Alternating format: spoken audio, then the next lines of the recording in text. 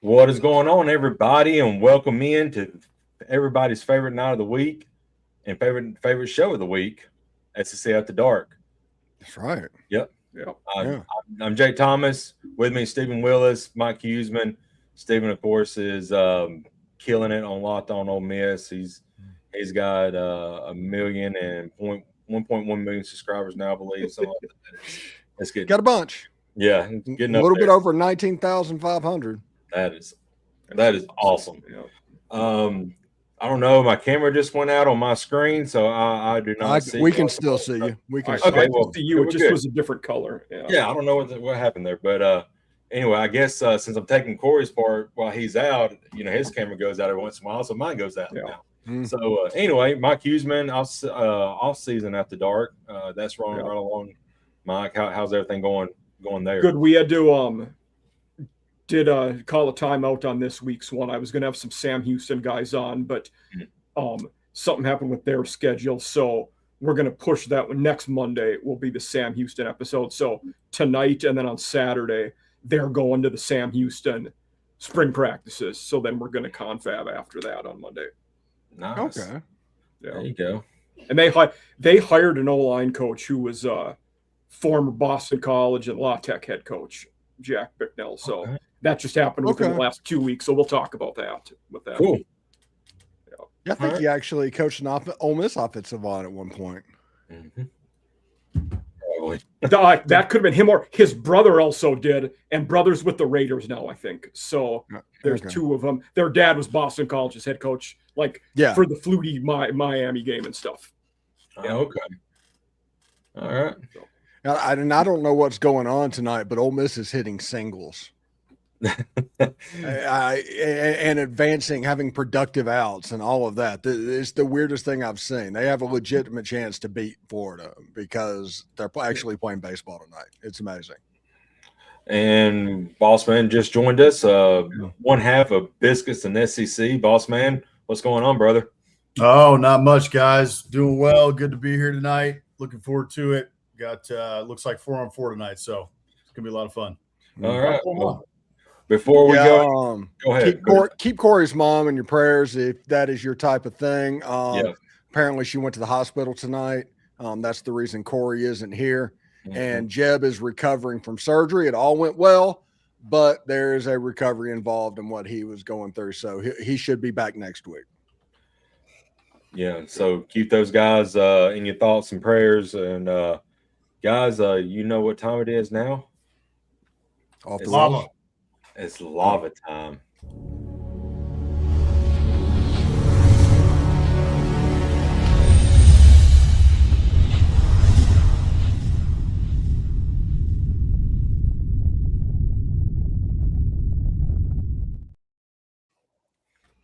We can't start the show without the lava. Yeah, the lava has to be good. That's the cue. That's right. So anyway, where do we want to start tonight? I mean, we've had spring practice up here for like 3 or 4 weeks now. Have yet to talk about it, but LSU staff with the Will Wade signing is very interesting as well. So, where do you guys like to kick off tonight? Let's go with spring football because Ole Miss finally started spring football. So just I can now? They are literally because they had the delay. Yes. The delay. That's right. Mm-hmm. Yeah. Wow. So, I can actually participate in spring practice right now. That's the reason I haven't been talking about it because it hadn't been happening. Got you. Yeah. Wow. Well, boss man, have y'all started spring practice and what kind of storylines you got? Yeah, it's I need to compile this for the newsletter with Biscuits and SEC. You guys may be able to help me, but there was a time where a lot of these schools basically backed off having a spring game, and we only had a couple last year. Right. I know that A&M is going to have a spring game. Mike Elko came out and said that as long as he's the coach at A&M, there will be a spring game. I'm hoping. I haven't seen much announcements as to who is and is not going to have one this year. Alabama is great. Yep. I would love to see those come back, especially since we don't have a window, a transfer window after. That was the big question mark about, why we should not do this if we're going to put kids on tape who might be poached later down the road. And the NCAA, another thing we can talk about if we want, came out and crushed the potential Ghost transfer. Right. Yep. So I want the spring games to come back. So from our vantage point, Mike Elko is going to have a spring game, which is great. A couple notes from A&M is one, I haven't seen an update. I just got home, but I don't know if there's been an update on it. But a couple hours ago, A&M reporters on the ground were reporting that Terry Bussey had some sort of injury, lower body injury, earlier today. So he he's a breakout candidate this year at wide receiver for the Aggies. And so if he goes down, it would be, an unfortunate loss. So hopefully he's okay and it's minor. And then the other one is we got Thornby from Alabama in the offseason to bolster the offensive line. And I believe he's moving. Remind me, where did he play at Bama? He started at right tackle, then they moved him inside to right guard. So I think they're moving him again, to whatever they believe his natural position is going to be. But I'll figure it out. But those are the main two notes from Aggie spring ball right now. Yeah, there's two storylines, by the way, with the ghost transfer thing that he brought up. Spring games absolutely could come back, but since there's no opportunity to improve your squad after the spring, you're going to have spring games. Like if Ole Miss had a spring game, which they're not going to have one because they had already set that up, but you can guarantee that none of the playmakers and starters that you're counting on is anywhere near that game. Yeah, that's true. It would be Deuce Knight and AJ Maddox, because if a quarterback gets injured in a spring game and screws up your season, that would be a problem. So Terry Bussey, that's kind of the other side of that coin with the fact that spring games could come back. But honestly, don't play the high-level playmakers. Play a game against an FCS team, UT Martin, something like that. Televise it. Nobody can touch it until after the football season anyway. And put all the money into your collective. And if you do that, you're going to make money. And if you pay teams that you were going to play, like Ole Miss is playing Wofford this year, play Wofford in the spring, play play Mississippi Valley State or Jackson State in the spring. Right. Yeah. And you can do the same thing and people would show up and that people would be excited to do it. And I think that is the future. Although Ole Miss this year is doing OTAs essentially.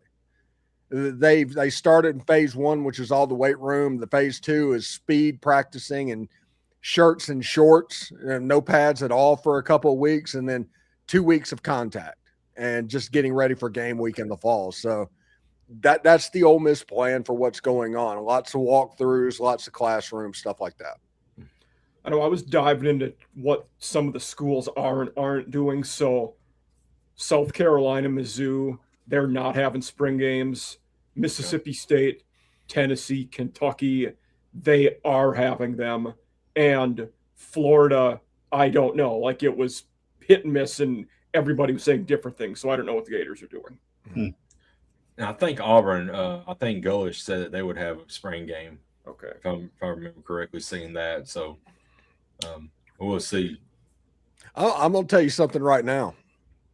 You have a spring game where Deuce Knight's throwing the ball to Jace Matthews and Caleb Cunningham and a couple of the up-and-coming receivers and playmakers that you want to see. The freshman running backs are getting a lot of time. People would show up to see that because that is your opportunity to see that. That's a good point. I think that's a lot that's been lost. It was sad when so many of them canceled them last year. It's part of the fan experience. You know what I mean? People come from all over and the stadium might not be full, but I remember when I was a kid going to like when the University of Virginia was good, they were Al Groh years. They were top 15 just about every year, top 20. And, as a kid going there and getting the autographs of the players and, the roster, right? You're going to go, I need to get the autograph of this guy and this guy and this guy. Like the kids love it. So it's a fun spring day to go out to. So I'm glad that at least some schools are starting to bring those back. Yeah. Speaking of Virginia news, Chandler Morris did not win his appeal today. Oh. Yeah, for all the grief that state courts got, they essentially got all of these right. Yeah. I agree. Yeah. So that means that Clemson's going to be stuck with Vizima or Vizima, whatever. Christopher Vizima. Yeah. Birmingham, Alabama's own. If you believe the ghost transfer stuff, I don't know what would have happened there. Yeah. Yeah. Yeah, I think that Chandler Morris thing, he was destined to be Clemson's quarterback. Yeah. He did publicly say he was going to go back to UVA if he won his appeal, but who knows? Yeah. Say a lot of things.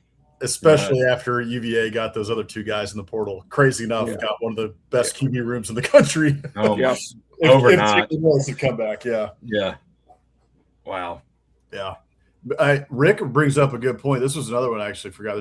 There actually has been a lot of like news things coming out.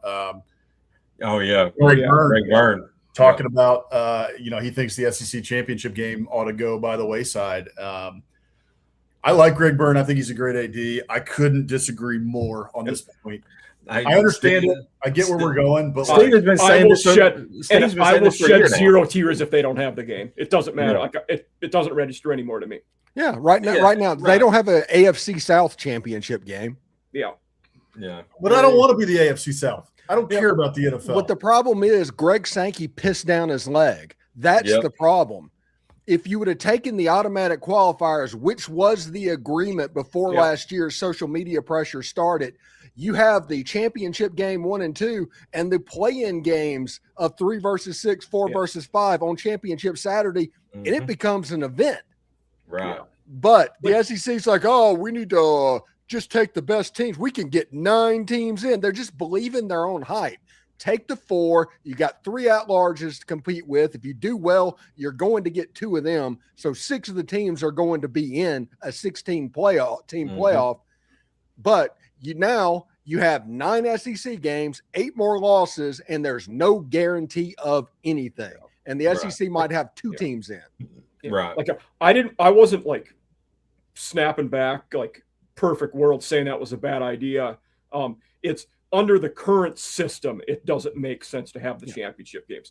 Perfect world, it would be great to have them.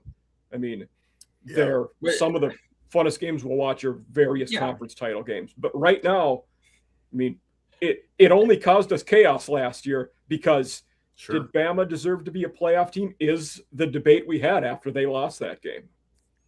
They did beat Oklahoma in the playoffs. So I'm going to sound like old man, on the lawn, right? But I love the conference championship games. I think they matter. I love the drama of them, and also the interconference, rivalries of them, right? Like the in story. '98, we knocked K-State out of the title game, so we should never go away with them. Exactly. That's exactly right. SEC legend R.C. Slocum coach. Right. The automatic qualifiers, the 4-4, 2.5, 2.5, 3, or whatever it was, something like that.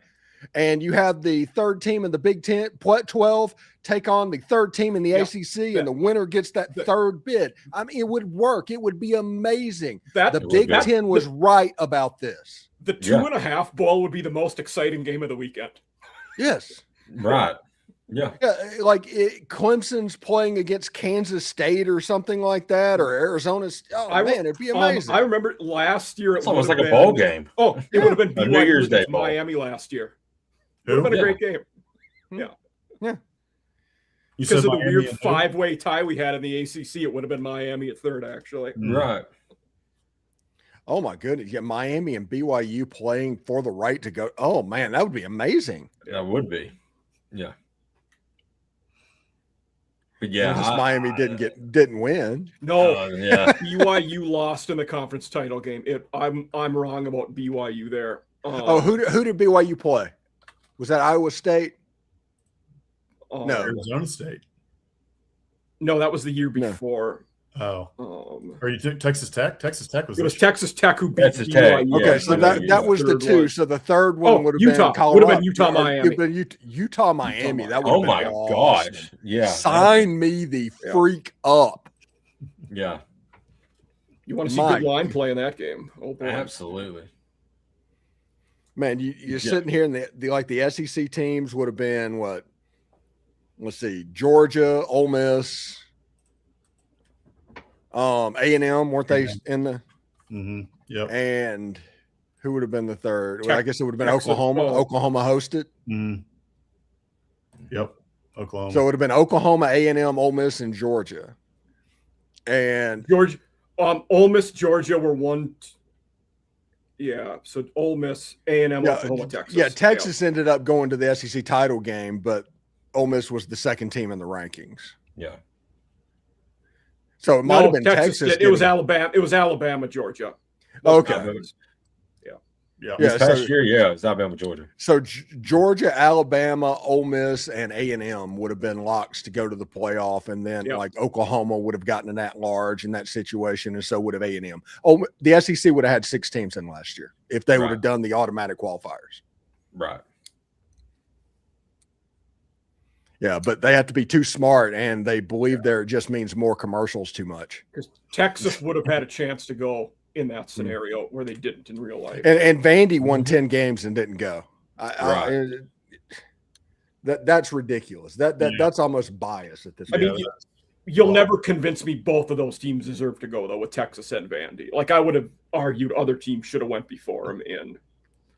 Well, Vandy, even though Texas beat Vandy by 2 points or something, Vandy deserved to go to the playoff over Texas. They have better wins. No doubt about it. Yeah. Vandy's loss was against top 10 teams on the road. Right. Texas lost to Florida. They did. And went to overtime and to Kentucky too. Yeah. Their other losses were the top 5 teams, though. No, they went to overtime against Mississippi State too. Mississippi State, and Mississippi State. Yeah.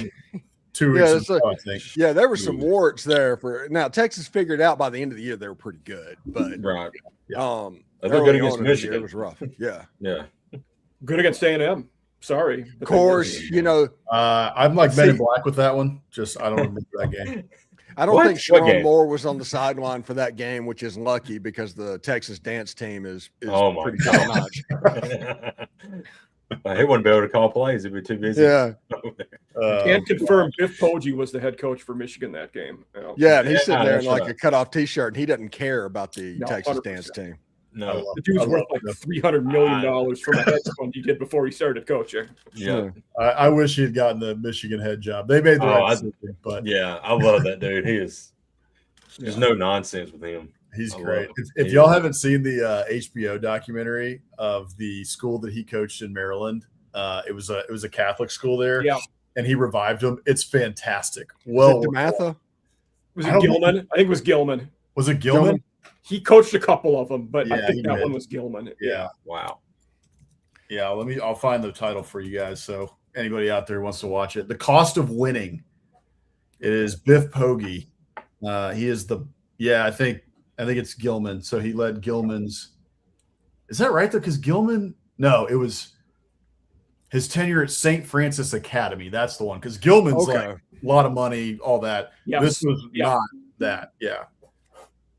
This was one of the inner city ones that he kind of revived and helped bring up. So well worth a watch. I think St. Francis is like Wayne Dorsey. He played at Ole Miss. Defensive lineman. Okay. Yeah. There's some sort of connection there. I have no idea how he ended up in Mississippi from Maryland, but I know Shane Lee, Alabama, played for Biff there. Oh, cool. Yep.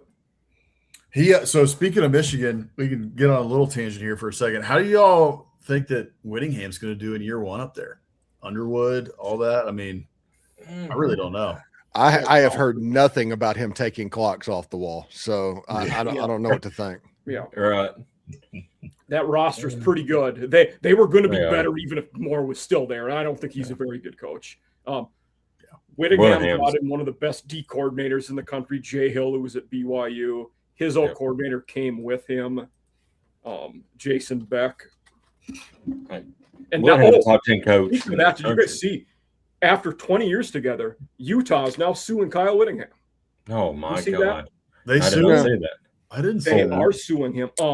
Apparently, so it goes back to the end of the season, and because there was kind of a, did he retire? Did they agree? Did he step away? Apparently, he had the Kirk Ferentz thing in his contract where basically if he doesn't opt out, it just rolls over.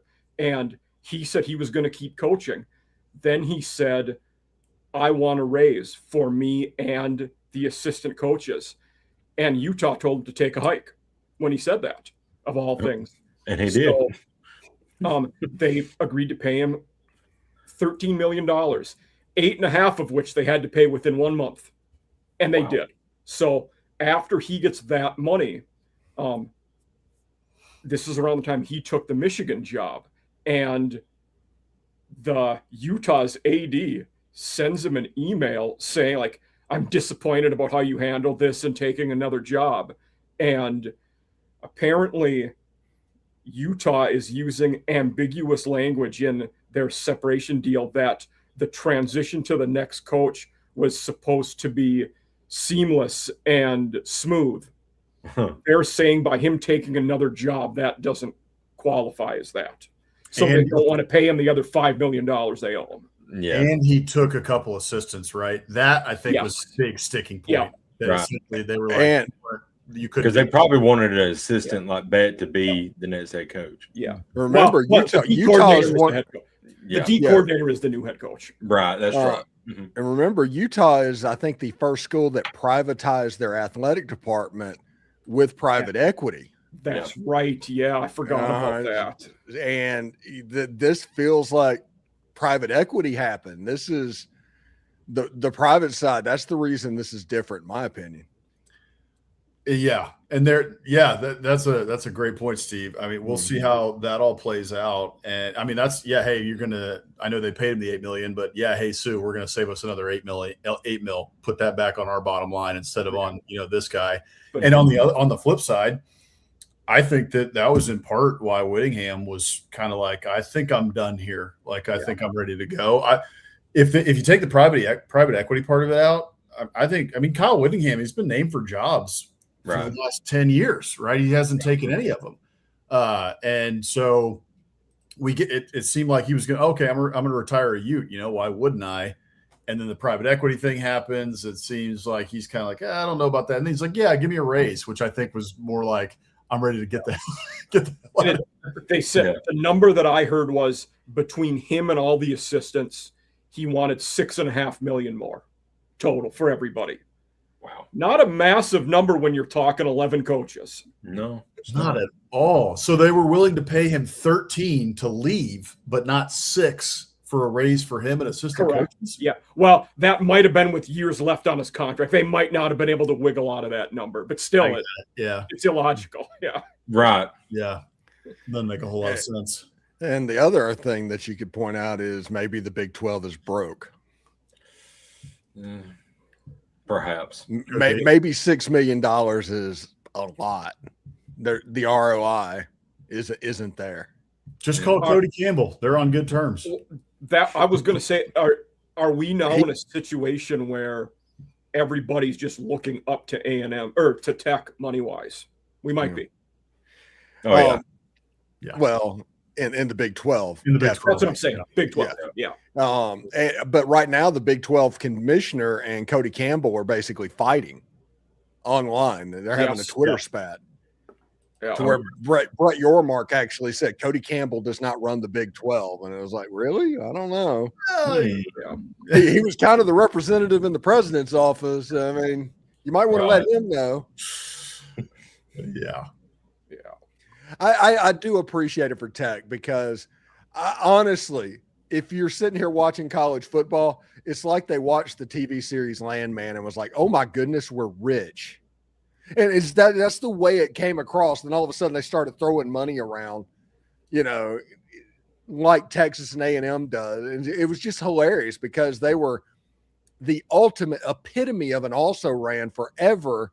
And honestly, they still are. I mean, it's not that big of a deal. But now they're at least throwing money around. You got the Lubbock tax out there. We're having to pay $1 million or $2 million more for every recruit because Lubbock's in the middle of nowhere. And it's crazy. Yeah. They're the guy that came into money, like A&M, Texas, some of these other schools, Ohio State, like they've all had money for, a long time. A&M's a little newer to it, but that was really the Johnny Manziel. The Johnny Manziel thing woke them all up. Like there was money there. They were all just like, I don't really know about this. And then Johnny Manziel came and they were like, you can have all my money, like whatever you want. Take my money. Has Auburn always had some money, or did that just come up with the Cam Newton stuff? Like, I'm not as familiar with their No, history. they got the Yellowwood guy. Yeah. And the CEO at Apple, although I don't know if he supports athletics. Yeah, Steve, what's his name? Tim Cook. Yeah, I don't know if he does or not. I know the Yellowwood guys all. I've never heard there was an Apple guy with Auburn. That's wild. Yeah. The Yellowwood guy is all in on the football team. Yeah. Jimmy Rain basically runs that athletic department, or at least he did. Yeah. It's hilarious. And by the way, talking about the new money thing, you got like SMU looking at Texas just with their nose up. It's like, good grief. Nuevo Rich.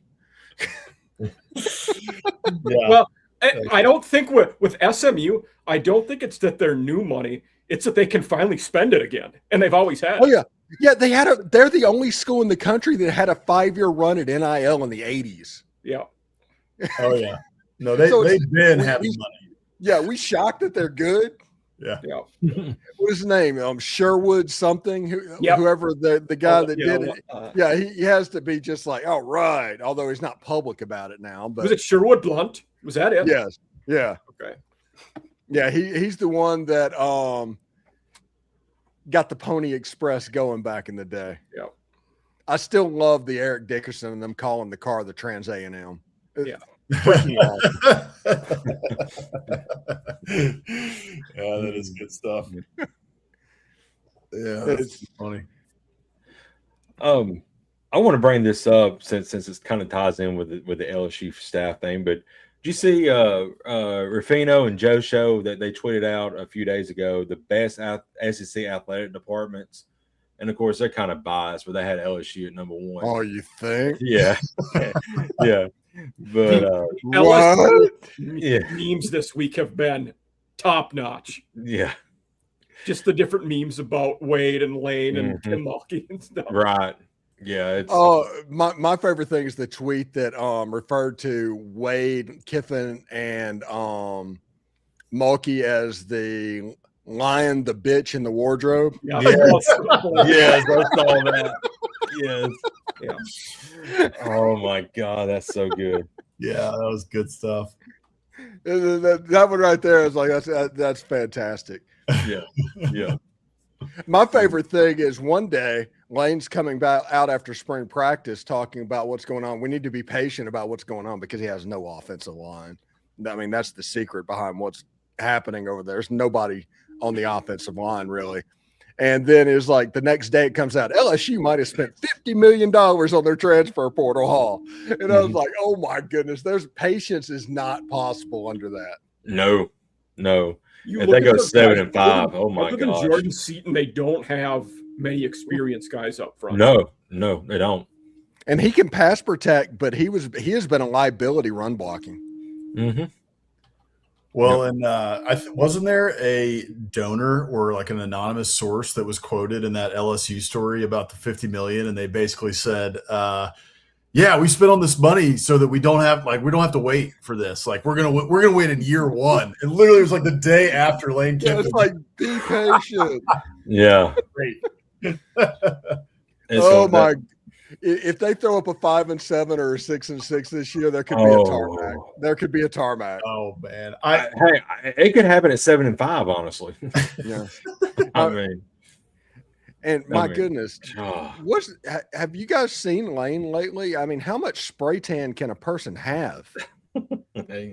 Good grief! He's spending a lot of time on TikTok, it seems. And oh my gosh! Yeah, he looks like George Hamilton. He's trying to run around Baton Rouge like he's like a kid in a candy store. Yeah. He's gonna get in so much trouble down there. Yeah. Oh my goodness. Yeah. I don't think people realize I don't think he realizes the fishbowl. And I think the George Hamilton thing is about right. Yeah. I agree. I think I said this on Biscuits and SEC either a couple weeks ago or whatever, but it was whenever this quote came out. This was around a week ago or so. And, he says this, and we've talked about this even before, though, with Curt Cignetti. After the national title, right, he gets this thing done in 2 seasons at Indiana, maybe one of the worst programs of all record-wise, time. the worst. The worst. Yep. And Kurt Cignetti does this in 2 years at Indiana, right? So the clock and the excuses and all that, it went from 4 years, 5 years, 10, 15, 20 years ago. And then it kind of got, with the transfer portal, it's like, okay, 3 years. We're down to no. It has to happen in this year or 2 years. No, you don't have time. So that was what surprised me the most about that tweet from Lane or that quote from Lane was read the room, man. Kurt Cignetti can do this at Indiana with their resources and, their history and all that in two years and get them to the playoffs in year one. At LSU, there is less than zero excuses. It has to happen, period. Right. Yep. Yeah. Greatest transfer portal class in the history of transfer portal classes. Yeah. And if they don't make the playoff, it is going to be so much madness. Here's what they remind me of is the Yankees when they got A-Rod and all Jeter. They just bought everybody, right? That was Steinbrenner's thing for so long. Just buy them, just throw a big contract to whoever the big free agent is. And we'll see. I mean, look, maybe it worked. Those Yankees got one championship. They probably should have gotten 3 or 4. They should have got several. Should have gotten a lot, but they only got one. And so that's what LSU's doing. They're saying we think we can buy a championship. And but those things, those are finicky, man. How does that team mesh? How does that team gel? Does that work or does it not? Those things can easily blow up. Yeah, they thought they were going to get Trinidad Chambliss. Right. Lane spent the whole month of November recruiting Trinidad, bringing him on Pat McAfee with all of that stuff, trying to get him. And then when it looked like Trinidad wasn't going to be eligible, he went to find another thing. And Sam Levitt came available, brought him to LSU. Then Damon Williams was available, and they went after him and just completely screwed over Sam Levitt on the building. So you had to spend $2 million extra for a quarterback that threw for 88 yards against Mississippi State. Mm-hmm. Yeah. And they got 3 quarterbacks and 10 or 11 wide receivers and no trench play at all. None. Their whole offensive line at LSU hit the portal. So it's going to be Devin Harper, who was going to play a little bit for Ole Miss potentially this year, and Jordan Seaton and a bunch of dudes. And in this league, that's going to be a problem, especially with the quarterback that had a foot injury. Yeah, I was going to say we all know how much and how important trench play is in the SEC. I mean, games are won and lost in this conference in the trenches. And usually LSU's they're known for that, right? Their history, that's what they're known for. They are mean in the trenches. They bully you in the trenches. Yep. Defense, they suffocate you, right? Right. And they're coming downhill. It hasn't always been that way over the last 8-ish years, 6 to 8 years. Especially the defense. Right. Especially and the next running quarterback that Blake Baker stops will be his first. If he ever does that. Yeah. I mean, that thing with Jalen Milroe down in Baton Rouge, that, just up and down the field, and Marcel Reed looking like big. Yeah. Yeah. Heck, Trinidad ran for 60, 70, 80 yards in that game, threw for 300. He does not do that well. No. So if the over-under is set, I haven't looked at the over-under, but if the over-under for LSU is set at 9 this year, where are you taking? Under. Under. Okay. That schedule's tough. The under. Because they've already lost their top run-stopping defensive end and Relaford, and they have no way to replace it. And you cannot convince me that Lane Kiffin wasn't ready to be involved in the ghost transfer market before there was a penalty to do it. He was going to be all over that. He was getting ready to poach somebody off of Ole Miss's roster in May. That was going to happen. Now that's not an option. So you just lost a defensive lineman. Your defensive line just got worse. And if there's any other injuries or whatever happens, now you have to be lucky or your trench play is going to be bad. Yeah. You brought up the point that started off, though, was interesting, Boss Man. You just talked about the expectations there. And I was looking at some stuff this week, and it originated with Kiffin, but it just spread to the concept of how much less patient we are with college football than we used to be. And it gave 3 of the 5 best head coaches ever: Bobby Bowden, Tom Osborne, Joe Paterno. Paterno took him 17 years to win a national title. That was the quickest of the 3. Bowden took 18 years. Osborne, it took 21 years to win a national title. Right. Like, we're never – John Wooden, who won all these in basketball, won, I think, 11. Took him 16 years to win a national title at UCLA. Yeah. I mean, there's I was looking through. So when we did the interview preseason last year with Jay Busby of Yahoo Sports, and he wrote that book, Iron in the Blood. Well, I remember, I think I know a decent amount about that rivalry, right? I'm not from Alabama, but I've watched college football all my life. I kind of, I generally know. But that book gave me a lot more in depth about what that rivalry is, all the way back to when college football started, right? Mm-hmm. And he talked a lot about the era with the Bear and Shug Jordan. Mm-hmm. And I was like, okay, I don't know a lot about Shug, I'm going to look him up. Well, you go and look at Shug's record, and it's impressive, right? He's a great coach, but it's a roller coaster, man. Like, there are seasons where, okay, 1 year they were 11-1 or whatever it was, or 9-0-1, and then the very next year they were under 500. Right. Like, in this day and age, like, Shug Jordan's on the rocks. It's like, this guy's gone. He's done. Well, to be fair, you just described every Auburn coach since ever. Yeah. We talked last week. Malzahn, we made the Jimbo joke last week, Boston, and I said, Gene Chizik, who was 14-0 and won a national title. Right. Years later, they were 3-9, and he lost his job. Right. The next Ed year. Orgeron, right? Ed Orgeron. 14-0, 8-5, 3-9. Done. Mm-hmm. So, I encourage folks to go look at Shug's record at Auburn and some of these things I'm talking about. So 1963, here's a good example, okay? I'm going to look at Shug. 1958, 1959, 1960, they won above 7 games in each of those 3 seasons. The next 2 years, 1961, 62, they only win 6. Then they go up, and he goes 9-2 in 63, back down to 6-4 in 64, 5-5.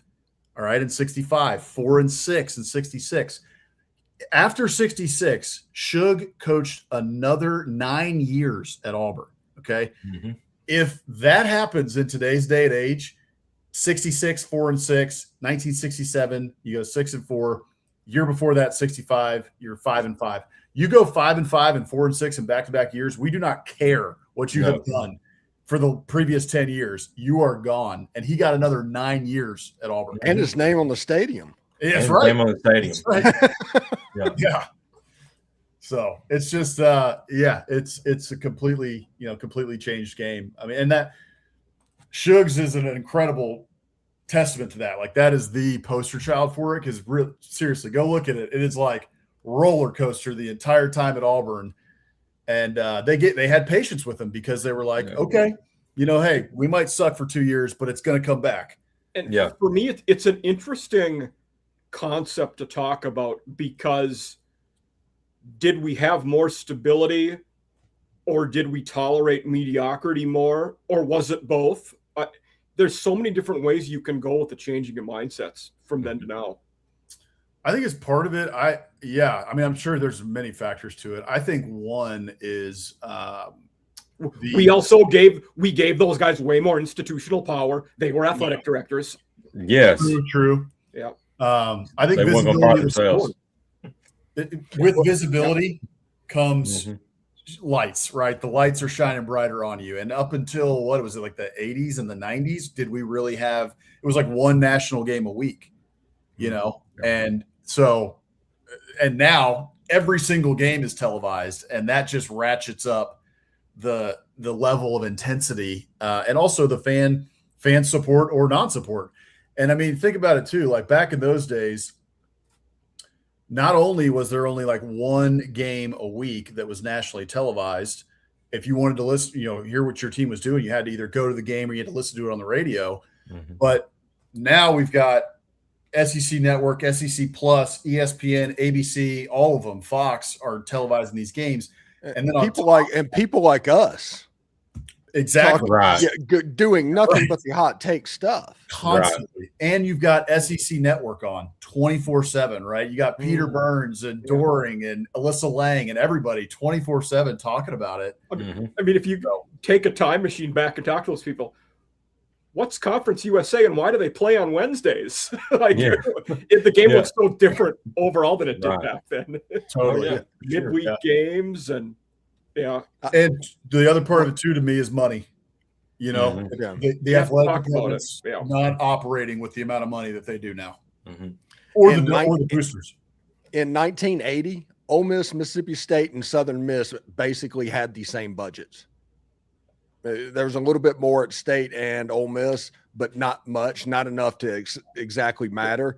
And that's why Southern was so good and they dominated during that period.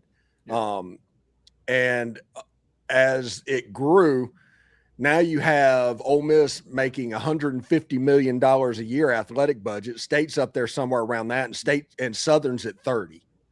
Yeah. There's a reason why up until like the last 10 years, the NFL teams back then did training camps at colleges because the facilities were better. Yeah. That's why they started doing it. Right. Yeah. Yeah. Yep. Yeah. I mean, there's still SEC teams, I think, that blow NFL teams out of the water. I mean, there's NFL teams that have done a better job, and they've, but not all of them. I mean, that's why the Cowboys, even though the Cowboys like have their issues, right? It was always like those guys want to go play there because, first of all, Jerry Jones is going to pay them, and he might, if they get to a second contract, he might pay him a stupid amount of money or trade him for something dumb, But at the very least, the Cowboys have incredible facilities. All their stuff is going to be top notch no matter what. And that you couldn't say that about all the NFL teams. Right.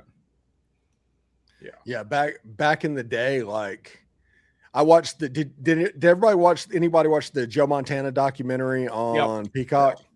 Yeah. Where he was talking about, he was just on the phone and he was like, hey, I wonder if I can dial out from the press box phone whenever all of that. And he figured out he could call his wife at home from the field. I mean, the facilities, they just had a phone in that situation. You just hit 9 to dial out, and that's good. Before that, it's just an extension. That's what the press box was. It was, extension 3333, the offensive coordinator. It absolutely hilarious. Now there'd be basically secure walkie-talkies, and that's at Conference US, like Jacksonville State and Kennesaw State's going together on a Wednesday, and they got communications devices that the Ukraine would be excited about. And today you couldn't even get on the Wi-Fi without knowing passwords in the stadiums and press boxes. Right. Yeah. Yeah, that's the truth. Yeah. It's not. Oh, by the way, one thing that before we get out of here, since we have about 15 minutes. Have y'all seen Will Wade's staff, his basketball staff? Yeah. It's all basically guys that got in trouble with the NCAA coaching basketball, including one at LSU. Former head coach. I'm not counting Will Wade, who also got in trouble and got fired at LSU. But 3 of his assistants, all of them have NCAA pass. I mean, is he just kind of like just trying to slap it in the face of the NCAA at this point, or what's he doing? Listen, they've embraced the villain. Yeah, they have. They have 100% done that, and so I honestly respect it. Between Mulkey and Kiffin and Wade, I don't know how Jay Johnson fits in this whole situation. That's just bizarre. I'm not sure if he knows either because he's talking about going to MLB. Yeah. Yeah. He said he's going to see how Vitello does. Keeping his eye on it. Yep. Yeah. Okay. Yeah, you just look at it and he's like, well, Jay Johnson's kind of a good dude. Now, what is he? He just doesn't fit in. He's like the nerdy kid that gets picked last in dodgeball. Yeah, all of these cool kids are going to be fighting over the NIL money, and all of a sudden the best program on the campus is going to get left behind. I think in the article that talked about that $50 million thing, LSU baseball was just kind of an afterthought on the list. Yeah. You wonder if Johnson gets sick of that. Does he just go back to the Big 12 and dominate there like he did with Arizona? Yeah. That's a good point. if I was if I was Texas A&M and I got wind that Jay Johnson was going to be on the block, I'd fire Michael Early right now. Bring me Jay Johnson. Yeah. Like, Michael, you're a nice guy, but Jay Johnson is probably he's top 3 coach in college baseball. Absolutely. It's like, why is he available? Oh, Jay Johnson's just too good of a guy. You got to get a Yeah, I villain. mean, that's what it is. I mean, he's not as much. He's not enough of an asshole. He's not mean enough. Yeah. No.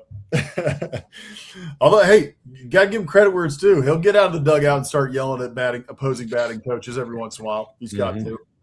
Yeah, but it's not like Kim Mulkey running smack like a WWE promo to nobody in a room, basically, kind of a tree falling in the forest and nobody's there to hear it type thing. And it's like nobody cares that you won a basketball game. Nobody. Quit.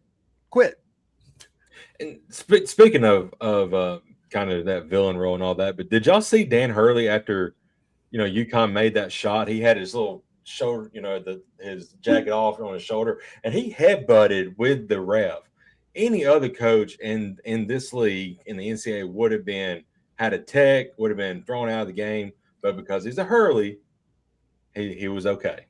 I think it's just It's weird that they've kind of become like the first family, but the Mannings of basketball, essentially. Right. It's weird. Mm-hmm. I mean, Bobby did get fired at Arizona State. Yeah, that's true. Yeah, and Bobby was the good one. Yeah.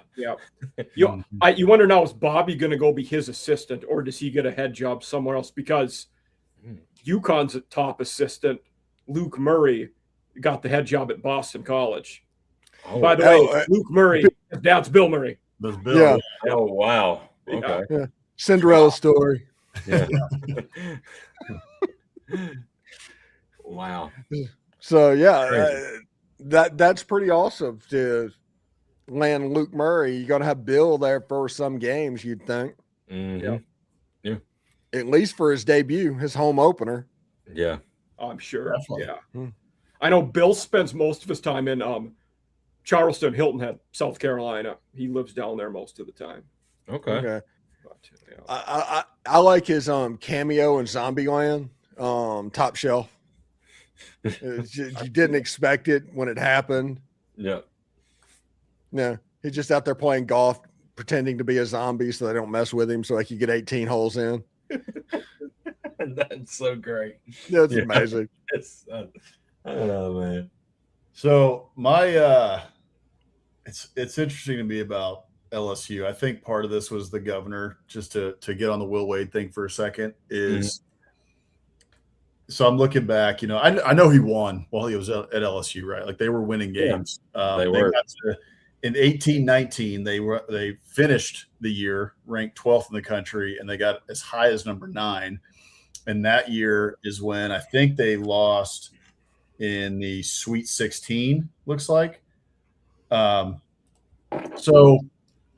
he made the Sweet 16 once. He made round of 32 once, and he got knocked out in the first round in 2022, as he was basically getting fired after the whole thing. His last year, I know they got knocked out in the first round. Right.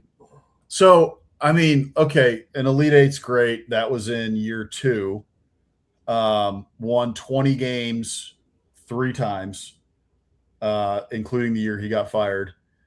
But I mean, they're acting like this guy is a conquering hero coming back to LSU, and it's like, I mean, yeah, look, he had a really good year one time, right? And then after that, but I'm like, this guy, other than that, what has he won? They haven't really been good since he's been gone, though. That's what, right? Yeah. And so he's going to bring back some winning basketball, and maybe okay, we think that this guy is a good enough coach that he's going to be knocking on the door to get us in and potentially break through at some point. But I don't know. I've thought that the whole, I guess the fanfare around it to some degree is the villain thing, and the fact that he got canned a couple of years ago for some pretty egregious violations. I mean, Very FBI was involved. So, and now he's Texas did that too. Sean Miller probably shouldn't be coaching if we're going by the rules. He's getting better jobs now. Yeah. I mean, hey, we want to talk about like the triumvirate right over here, the Axis powers that LSU has assembled. Texas is not far behind. Okay, they're not. Ephesians on the side here, but Coach Schlossnagle, Sean Miller, like, I mean, there's two. There's at least two there. Yeah, they just need one more. Mm-hmm. Yeah, and the funny thing is, everybody like, because of the Lane Kiffin stuff, they was like, we'll wait. Everything's like, we've got Chris Beard. Our coach made a national championship game. We're okay. We're good. Yeah, congratulations. Right. Yeah, we were in the Sweet 16 last year. We're gonna be all right. Yeah, not like he has any baggage or anything. Oh yeah. Which in his defense, I should say that he was not convicted of anything. I right. No, that. He wasn't. Yes. Right. No, and that's one of the things that you just don't sweep under the rug. I think people made their first impression and they're going to ride or die with it. Is what they did.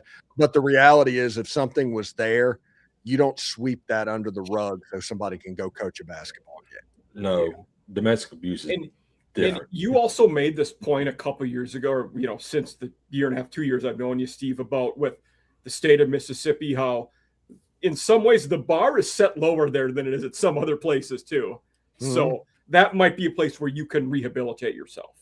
Yeah, Ole Miss and Mississippi in general, they're completely fine with a bunker mentality. Mm-hmm. If you're coming at them and attacking them, considering what they went through in the 70s, 80s, and 90s, it's almost like their baseline. They want that. They thrive in that because that's what they're used to. Right. So whenever what happened in the 90s? Whenever I'm missing there. Oh, that was the end of the rebel flag. Okay.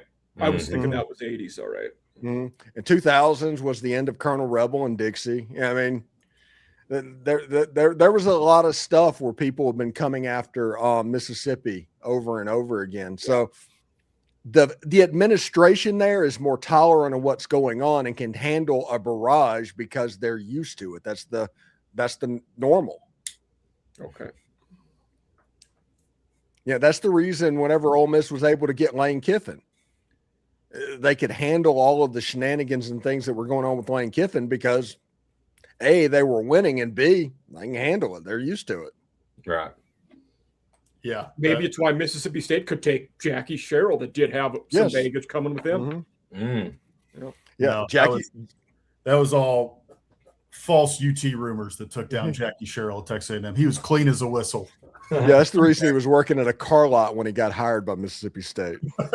Can you imagine? This isn't a Jimbo Fisher situation to where he's at an all-inclusive resort in Destin. No, he was at a car lot. He had to get to work.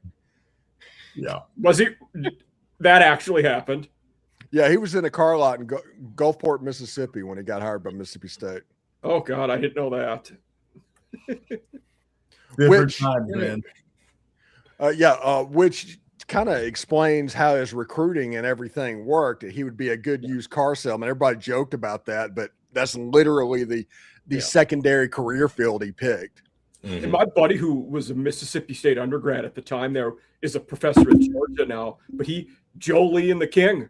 I mean, he loved Joe Lee Dunn and Sherrill. He loves both of them. Mm-hmm. Hey, Joey Dunn got to start with Ole Miss, and he pioneered the Red Death defense in the early 90s. They were really good in 92, 93, and 94, like number one in the country.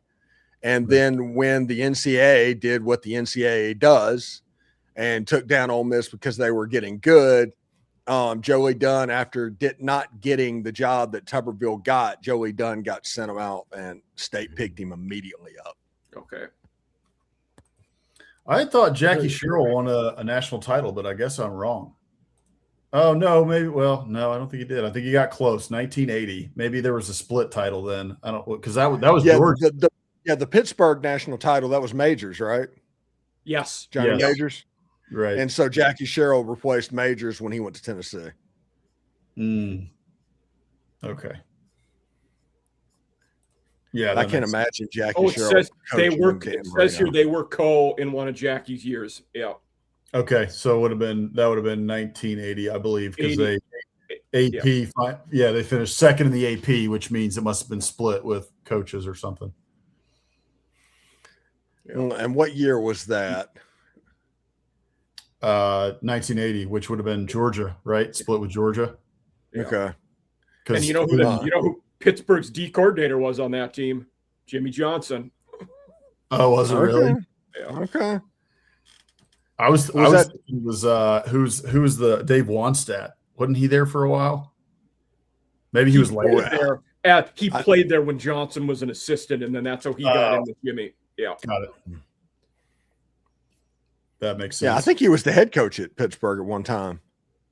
Yeah, after everything had gone south. Yeah. Mm-hmm. Yeah, years later. Yeah, Pitt was they started the year 8th in 1981, got up to number 1, and then ended up losing and finished 4th, which that was the 81 was Clemson's year. Only title until Dabo. Okay. And at 81, that Jimmy Johnson went to Oklahoma State that year as the head coach. He was only there for the 81 when they were Okay. And then he got down to the U and it got awesome. Yeah. After Stellenberger went to the USFL. I mean, think about it. You live in a world where Jimmy Johnson and the Miami Hurricanes and 2 Live Crews and all of that's coming together. Oh my gosh. There's a reason there's 2 30 for 30s about the U. Yeah. Yep. Yeah. That time period was awesome. It's kind of a shame to me that the I look back on those years and watch those documentaries. The Orange Bowl was awesome, man. Why did we get rid of the Orange Bowl? Yeah. Hard Rock Stadium. But I mean, both the Orange Bowl and the Rose Bowl, as buildings, they are trash right now. They're just awful buildings. That's what gives them the charm, Mike. It's like Fenway and Wrigley. Yeah. They are. Yeah, they're trash, but it's our trash. Right. Soldier Field moving to Indiana. Yeah. Mm-hmm. The Miami MLS team is about to open up their stadium. I think this weekend. Yes. I saw that. I'm curious to see if the Hurricanes worm their way back into Miami proper, playing there because that's inside the city. How many seats does it have? That'll About be 30,000. 30? Mm-hmm. Not big enough for the Hurricanes. Not big enough. Not even close. No. Well, on certain I will say games the best MLS stadiums are the smaller ones that are made only for MLS. Right. Agreed. Way better environments in them. Yeah. Hey, well, Atlanta United is good when they're good. Do they play in the Dome? Yeah. Yeah. They play at Mercedes-Benz. Okay. Yeah, because they have it set up when they built the stadium. They expand out like they got a couple bleachers that go back underneath the thing because the field gets a little bit wider. Okay. I know in Minnesota theirs is it's by the Twin Stadium, but it's not necessarily close to where the Vikings and T-Wolves play. Okay. Because it's in St. Paul. Okay. Oh, it's in St. Paul? Yeah. But I mean, it's just the other side of the river. Like you can see both of them, but yeah. Okay. I think the Tigers next week, the beginning of next week, they take on the Twins. I think that's in Minneapolis. Could be. Yeah. Oh, speaking of our baseball talk from last week, Connor Griffin got called up. Yeah. Oh, okay. Yeah. And they gave him a massive contract extension without playing in the majors yet. There you go. They're working on one for McGonigal right now too. Okay. And which they're going to do that pretty quick. That kid's amazing. Yeah. That kid's going to win Rookie of the Year. Yeah. And you're going to get a compensation pick out of it too. They avoided Griffin's service time rule by giving him a 9-year, $140 million extension. Yeah. And at that point they just called him up immediately. Yes. I like this whole era with the Pirates spending money. I don't know what's going on. I don't know what to think about that. We're in a weird timeline right now. Yeah. Yeah. I mean, the Florida Marlins are winning like crazy. The Pirates are spending. Yeah. Well, what is going on? Anyway, 2 minutes, boys. 2 minutes. So 2 minutes. Anyway, this has been SEC After Dark with your boys, Stephen Willis, Boss Man, Mike Huseman, and I'm Jake Thomas. Thank you all for joining us tonight. You can catch us live every Thursday night right here. You can catch Steve live, on his show, Locked On Ole Miss. Probably you do what? 6, 7, 8, 12 episodes a week. It's crazy.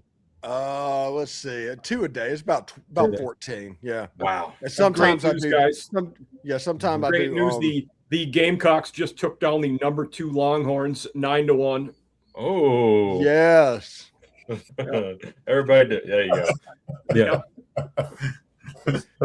Good. Stephen Willis. Ole Miss is one out away from taking down the Florida Gators. Nice. All right. There you go. That's good. That's good help there, Mike, because you got to blunt the momentum of the Horns. They swept Oklahoma. Yeah. Last weekend. Loss is washed up. You guys didn't need them. Yeah. I think they play us next, maybe. Auburn's beating Arkansas 10-1. What's happened to the Hogs? This will be 4 or 5 losses in a row for them. 5 straight. Wow. Yeah, it's rough. Vandy's up 12-8 on the Aggies in the 9th. I don't like that. Right. No. Yeah. Well, good for Corey. Yeah. Yeah. Yeah. Yep. There's that one. Bama's beating Oklahoma 10-4 in the 8th. Dang, come. Okay. I don't know what's happened to Alabama here lately. After getting swept in Lexington, they've turned a switch. Red hot. Yeah. Red hot. Anyway, Boss Man, one half of Biscuits and SEC. What y'all got coming up here in the next episode? We're gonna have a lot of fun here. So I think we'll see if we start it next week. I think we're gonna try and start it next week. But we also got the Final Four we got to talk about. So we'll figure it out. Maybe have some news. But what we're looking at either next week or in 2 weeks is we had a good discussion about this a couple of weeks ago and wanted to build on it. And Mike had a great idea to build on it, actually. And so we're going to be talking about Hank and I, Hammer and I, independently are going to be building what does a super league look like and who gets in and who gets out. Ooh. And I want to then be on that draft. Yeah. also if this is a total hypothetical. I would love this. I think it would be a lot of fun. We could talk about it on here too. Yeah. If you guys want, but what if college football adopted a relegation system like European soccer? We talked about that. So if we get the Super League, what's going on with who would be like the first team out, right, on relegation the first time that it got that the Super League got formed, right? And so I think it'd be a ton of fun as a thought exercise. So I think we're going to spend probably about 2 weeks on that, either starting next week or in 2 weeks. So that's on the horizon. It's going to be a lot of fun. The ADs are too risk averse for relegation. Totally. I agree. Yeah. But Mm-hmm. this sport thrives on chaos. We love chaos. It does. Football. That would add a whole nother element of chaos that would be fun. Relegate them to the UFL and then like Birmingham Stallions, somebody can come up and play. Because they're still really good, but or even hey, we've got you've got teams, Montana yeah, State, right, FCS, yeah. I mean, you know what I'm bring them up. Those guys win a national title, and you sucked this year, horribly sucked. Right, flip them, right? Yep. You still can come back, but you better win. Right? Yeah, for sure. Be fun. Yep. They will be talking about that too, Rick. Yep. Always, Rick. Yep. Missions. Captain Biscuit, we can always count on you. Down below me there, Mike Huseman. Mike, all season after dark, killing it as always. You mentioned that Sam Houston is next on your show. Yes. So. Yeah, that'll be next. Well, we'll record. It'll probably go live Tuesday morning. But yes, that's gonna be a fun episode. I'm Jake Thomas. Talk Live, Bama After Dark. It's kind of in work in progress right now. I'm still trying to figure out what we're going to do there, but I'm going to get back into it probably over the summer, get some more time and everything. But collectively, we are SEC After Dark, and we're back here every Thursday night, 8 Central, 9 Eastern time, and we have a great time. We thank you all for being here, and we will see you on the next one. Y'all have a great night, and good night. And